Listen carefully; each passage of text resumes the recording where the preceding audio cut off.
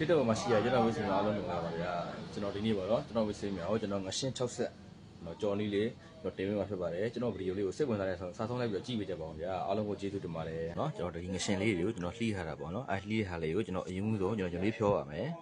ဒီနေ့ဖြောတဲ့အခါမှာကျွန်တော်တို့အရင်ကျွန်တော်အကြိုင်းမလို့ပေါ့နော်ကျွန်တော်ဘာလို့ဖြောရလဲဆိုရင်ကျွန်တော်တို့ဒီငရှင်းကိုကျွန်တော်တောင်းတောင်းလေးဖြစ်သွားမှာပေါ့နော်တောင်းတောင်းလေးဖြစ်သွားမယ်ပြီးမာသွားမှာပေါ့နော်အဲ့လိုမာတဲ့ချိန်မှာကျွန်တော်ဆယ်လို့ရပါပြီမင်္ဂလာပါဗျာကျွန်တော်အခုဆိုရင်ပေါ့နော်ဒီငရှင်းကိုကျွန်တော်ချုံကစနေပါမယ်ဒါအရင်ဆုံးဒါတော့စီမွေးဖြစ်ပါတယ်ပေါ့နော်စီမွေးထည့်ပါမယ်ပြီးရင်ကျွန်တော်ငရုတ်ကောင်းပေါ့နော်ငရုတ်ကောင်းထည့်ပါမယ်ဗျာနောက်ပြီးတော့ကျွန်တော်ကြက်ဥနဲ့ငယ်ထည့်ပါမယ်ပြီးရင်ကျွန်တော်ပြောင်းကုန်မှုအနှဲငယ်ထည့်ပါမယ်ဗျာအမျိုးလေးတွေဖြစ်သွားအောင်ကျွန်တော်နေပြရမှာဖြစ်ပါတယ်ကျွန်တော်ဒီနေပြီးသားကျွန်တော်ခွက်ထဲကိုကျွန်တော်ဆောင်းလောက်ကကြက်သွန်လေးတွေပေါ့နော်ကြက်သွန်ဒီပပလေးလှီးထားတာကိုကျွန်တော်ထည့်ပါမယ်ပြီးရင်ကြက်ဥလေးအနှဲငယ်ထပ်ထည့်ပေးရပါမယ်ဗျာဟိုဒီကြက်သွန်လေးကိုလည်းကျွန်တော်ခုနငရှင်းနေတယ်လို့ပဲပေါ့နော်ငရှင်းနေတယ်လို့ပဲဒါမိုးလေးအနေထားလေးရောက်အောင်ကျွန်တော်နေပြရမှာဖြစ်ပါတယ်ကက်ကက်ကြီးလည်းမနေဘူးပေါ့နော်ကျွန်တော်ကော်မိုးလေးနည်းနည်းထည့်ရောဒါမိုးလေးသူ့ဟာလေးနဲ့တူပေါ့နော်ကြော်တဲ့ခါမှာလည်းမကတ်မနေတော့ဘူးပေါ့နော်ကျွန်တော်ဒါမိုးလေးဖြစ်အောင်ကျွန်တော်နေပြရမှာဗျာကျွန်တော်အခုအရင်ဆုံးကျွန်တော်ငရှင်းကိုကျွန်တော်ကြော်ပါမယ်ဗျာဗီအေးလေးနဲ့ကြော်ပြရမှာဖြစ်ပါတယ်ဗျာကျွန်တော်စီကတော့ပဲစီပေါ့နော်ကျွန်တော်ကြည့်ရနဲ့သိပါတယ်ကျွန်တော်ပြည့်စုံရနော်ဒီပဲစီစစ်မစစ်ကိုကျွန်တော်ကြော်ကြည့်ရတာသိရနော်အမျိုးလေးတွေစီလို့နော်ဟုတ်ကဲ့မလားပါကျွန်တော်ဒီငရှင်း6ထပ်တန်းမှာပါတဲ့ပေါင်းပစ္စည်းလေးတွေပေါ့နော်ကျွန်တော်ကပြရတယ်ကြက်သွန်နီပါမယ်ကြက်သွန်နီပါမယ်ကျွန်တော်ငရုတ်သီးအမီနဲ့အစိမ်းကိုဒါမို့လို့ကျွန်တော်လှီးထားတယ်ပေါ့နော်ပြီးရင်ကြက်သွန်ဖြူပါမယ်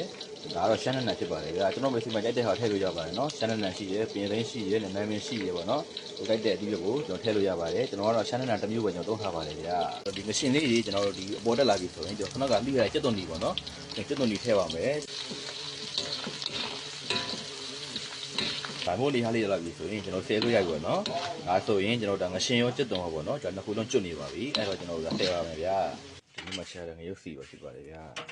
အဲ့ကောင်ကျွန်တော်အနှဲငယ်ထည့်ပါမယ်60ထဲကိုပေါ့နော်အရင်ဆုံးကျွန်တော်ကြက်သွန်ဖြူလေးကိုကျွန်တော်အရင်ထည့်ပါမယ်ကျွန်တော်ပြီးပြီဆိုရင်ကျွန်တော်ငရုတ်သီးတွေလှိဟာလေးထည့်ပါမယ်နော်ကျွန်တော်မိတ်ဆွေများငရုတ်သီးအ6ကြိုင်အ6ကိုထည့်ပါနော်ကျွန်တော်ကတော့အစိုးကိုသုံးထားပါတယ်ဗျာပြီးပြီဆိုရင်ကျွန်တော်ခဏကလှိထားတဲ့ရှမ်းနနန်လေးပေါ့နော်ကျွန်တော်တစ်ခါထည့်ရောလှိမ့်ပါမယ်ရှမ်းနနန်ပါကျွန်တော်ကြွတ်အောင်ပေါ့နော်မတူးဘဲနဲ့ကျွန်တော်ကြွတ်အောင်ကျွန်တော်လှိမ့်ကြအောင်ဖြစ်ပါတယ်အားကြောင့်ဒါမိုးလေးဖြစ်လာပြီဆိုရင်ကျွန်တော်အချုံငန်းစထည့်ပါမယ်နော်ကျွန်တော်အရင်ကဆိုကျွန်တော်အချုံမုတ်တစ်စုံထည့်ပါမယ်ပြီးရင်ကျွန်တော်ကလေး9ရောင်ငပြားကြီးပေါ့နော်ဒီကလေး9ရောင်တစ်ပိတ်ကျွန်တော်သုံးပါမယ်တော့အနှဲငယ်မှုပြရမှာဖြစ်ပါလေဗျာကျွန်တော်ရှမ်းနယ်နဲ့ကျွတ်နေပြီပေါ့နော်အဲ့လိုဖြစ်တဲ့အခါမှာကျွန်တော်ဒီခဏကကြော်ထားတယ်ကျွန်တော်ငရှင်းနေပေါ့နော်ငရှင်းနဲ့ကျွတ်တုံကိုကျွန်တော်တစ်ခါထည့်ပါမယ်ဗျာ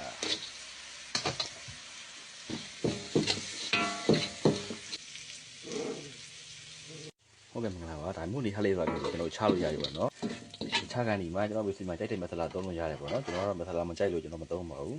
ကြိုက်တဲ့မဆလာပေါ့နော်ကလားလေးရှိမယ်ကြားမင်းရှိမယ်ကျွန်တော်ဓာတ်ပေါင်းမဆလာပဲရှိရပေါ့နော်ကိုကြိုက်တဲ့မဆလာကိုအသုံးပြုနိုင်ပါတယ်ကျွန်တော်ကတော့မဆလာမထည့်ဘူးပေါ့နော်ဘာလို့လဲဆိုတော့ဒါကျွန်တော်ဝေစီမှာကျွန်တော်တီးတက်